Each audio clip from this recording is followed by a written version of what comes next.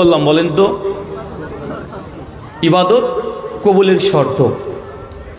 আমরা যারা মুসলিম তারা কম বেশি যৎ সামান্য হলে আমরা ইবাদত করি।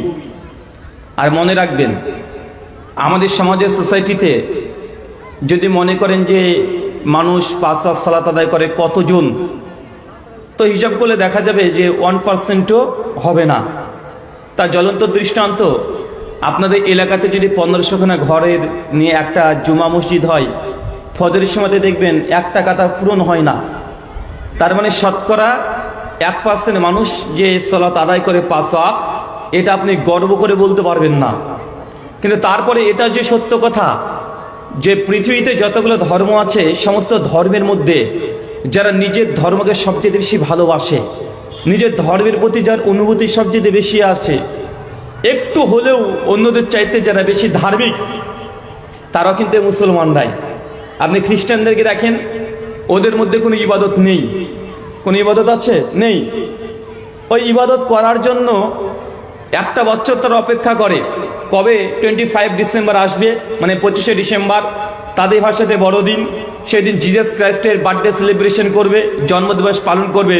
তবে এটা ইবাদত নয়, এটা উৎসব কেন্দ্রিক। কি কেন্দ্রিক বলেন? পৃথিবীতে যতগুলো ধর্ম আছে প্রত্যেকটা ধর্মের ইবাদত সেটা হচ্ছে সাল্লাল্লাহু আলাইহি ওয়াসাল্লামের উম্মত হিসেবে প্রেরণ করেছেন সেই মহান সত্তা আল্লাহ সুবহানাহু ওয়া তাআলা। সংক্ষিপ্ত সূত্রে সুজুদ আদায় করি তার নিজের শেখানো ভাষা দিয়ে, সকলে এক বাক্যে পড়ি আলহামদুলিল্লাহ। মাদ্রাসা উম্মে সালামা আলীর বানাত এর উন্নতি কল্পে এবং পরিচালনায় আজ বার্ষিকী ইসলামী আলোচনা সভা, তারিখ 3রা এপ্রিল 2025 বৃহস্পতিবার। আজকের এই আলোচনা সভাটিকে সফল করার জন্য যারা সঠিক দিক দিয়ে সাহায্য ও সহযোগিতা করেছেন তাদের প্রত্যেকের নাম স্বতন্ত্রভাবে নিয়ে শুকরিয়া আদায় করা সম্ভব নয়।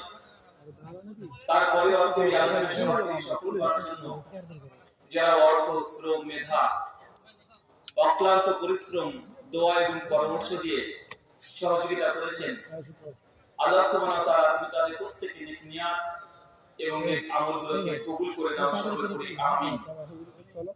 মহান সত্তা আল্লাহ সুবহানাহু ওয়া তাআলার কাছে দোয়া, এই প্রার্থনা, আল্লাহ সুবহানাহু ওয়া তাআলা আমরা মানুষ, আমরা কম বেশি ছোট বড় ভুল, ত্রুটি বিচ্যুতি, গুনাহ, পাপ, অন্যায় করে থাকি।